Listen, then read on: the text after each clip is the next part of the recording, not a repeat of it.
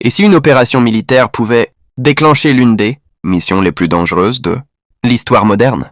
Au cœur des tensions entre les États-Unis et l'Iran, une idée controversée refait surface. Récupérer l'uranium enrichi iranien par la force.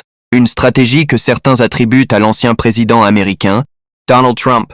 Mais selon plusieurs experts, ce plan pourrait rapidement tourner au cauchemar. Selon plusieurs analyses stratégiques, Washington pourrait envisager une mission militaire visant à saisir l'uranium, iranien enrichi à 60%, un niveau proche du seuil nécessaire pour fabriquer une arme nucléaire.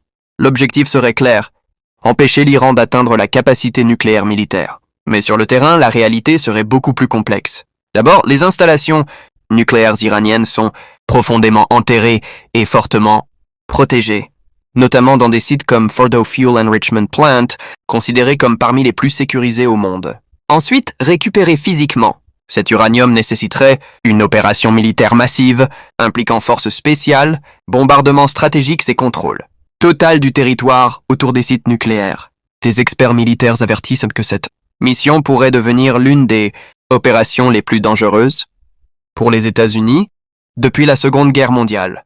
Pourquoi? Parce qu'une attaque directe contre les installations nucléaires iraniennes pourrait déclencher une guerre régionale au Moyen-Orient, des représailles contre les bases américaines dans la région et une escalade militaire impliquant plusieurs puissances. L'Iran a déjà prévenu que toute tentative d'attaque contre son programme nucléaire serait considérée comme un acte de guerre. Ainsi, ce qui peut sembler, sur le papier, une opération stratégique pour stopper le programme nucléaire iranien pourrait en réalité ouvrir la porte à un conflit majeur aux conséquences imprévisibles. Entre calcul politique et réalité militaire, la question reste entière.